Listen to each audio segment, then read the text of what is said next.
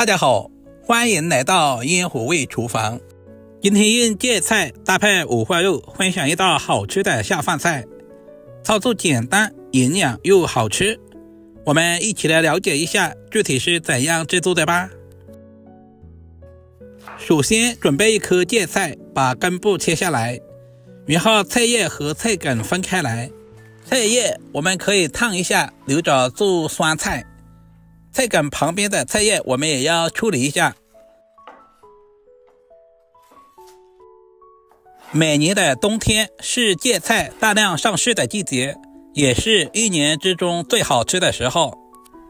接下来把菜梗放在乾淨的清水中清洗一下，因為菜幫凹凸不平，所以要像視頻中這樣不停地揉搓，把菜幫的每一個部位都淘洗乾淨。清洗完之後，我們再來簡單的改下刀。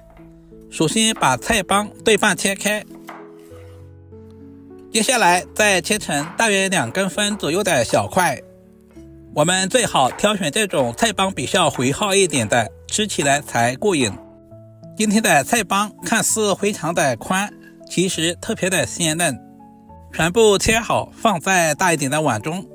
接下來加入1大勺的食鹽，充分的翻拌均勻，醃製10分鐘左右，這樣可以醃出芥菜裡面的澀味。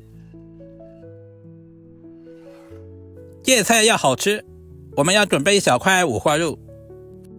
其實肉不肉都無所謂，我們就要用五花肉裡面的油脂來炒芥菜，這樣炒出來的芥菜吃着都有肉的鮮香味。首先把五花肉切成大約1個硬幣厚的薄片。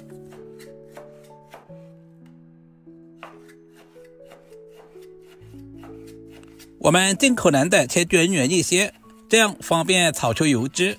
現在的五花肉特別的實惠，我們這邊才9元1斤，不知道你們那邊賣多少錢1斤呢？全部切好放在盤中。接下來準備小把去皮的大蒜切成小丁，大蒜可以增加芥菜的蒜香味。全部切好放在小碗中。一小塊去皮的老薑对半切開，同樣切成厚片。全部切好和蒜子放在一起備用。喜歡吃辣一點的，準備幾個清洗乾淨的小米椒，去掉辣椒蒂，然後再切成斜刀片。如果不能吃辣的，也可以用美元椒來替代。全部切好，放在盤中備用。現在的芥菜也已經醃製好了，醃出了很多的水分，這些都是芥菜的澀味。所有的根莖類素菜我們提前醃製一下，這樣方便下一步的入味，同時還可以節省炒制的時間。這也是飯店不外傳的小技巧。加入多一點的清水，都淘洗一下，把表面的鹽分淘洗乾淨，這樣在炒制的過程中就不會太鹹。把洗好的芥菜直接控水撈出，放在盤中備用。所有食材準備好，我們開始操作。起鍋，加入少許的食用油，接下來把芥菜直接倒在鍋中，快速的翻炒均勻。因為芥菜纖維比較粗糙，提前用油炒一下，可以減少生硬感，變得爽脆。很多朋友喜歡用焯水的方式，其實焯過水之後，營養和口感都會大打折扣。就像視頻中這樣不停的翻炒，整個過程大約要2分鐘左右，炒制成視頻中這樣就可以啦。把炒好的芥菜放在盤中備用。接着另起鍋，不要放油，把切好的五花肉直接倒在鍋中，快速的翻炒均勻，把五花肉炒乾水分，炒出油脂。整個過程大約要2到3分鐘左右，我們要用小火不停的翻炒，使每一塊五花肉都能夠受熱均勻。隨着溫度的升高，五花肉慢慢的釋放出了油脂。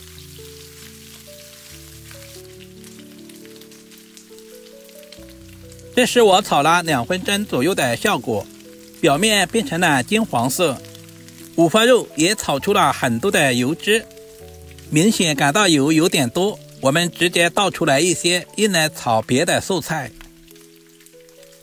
接下來加入切好的薑蒜片，快速的翻炒均勻，把薑蒜炒出香味。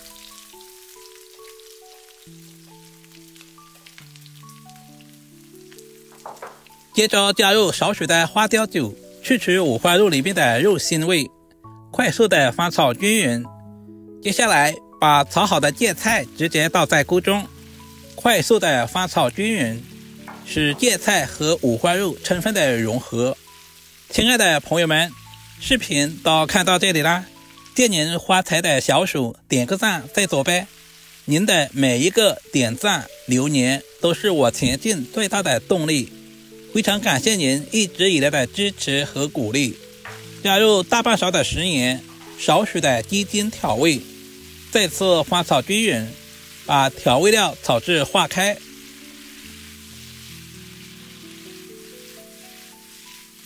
接下來往鍋中加入少許的溫水，我們要提前燜煮一會兒，這樣可以使芥菜更好的入味。加入切好的小米椒，增加辣味，快速的翻炒均勻，把小米椒炒至断生，炒出香辣味。在出鍋之前，加入少許的水淀粉，搞上薄薄的芡汁，開大火，把湯汁收至濃稠，使芥菜的表面都能夠裹上醬汁，這樣吃起來會更加的入味。炒製成視頻中這樣就可以出鍋裝盤了。一道營養又下飯的芥菜炒五花肉就這樣做好了，是不是非常的簡單？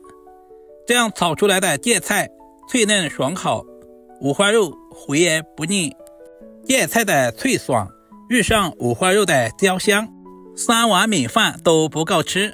如果你也喜歡，就趕緊收藏起來試試吧。稍微總結一下，芥菜一定要提前炒一下，然後在烹飪的過程中加入溫水，稍微的燜煮一會兒。只要記住這2點，你也可以做出比飯店還好吃的味道。好了，視頻就簡單的分享到這裡啦，我們下個視頻再見吧。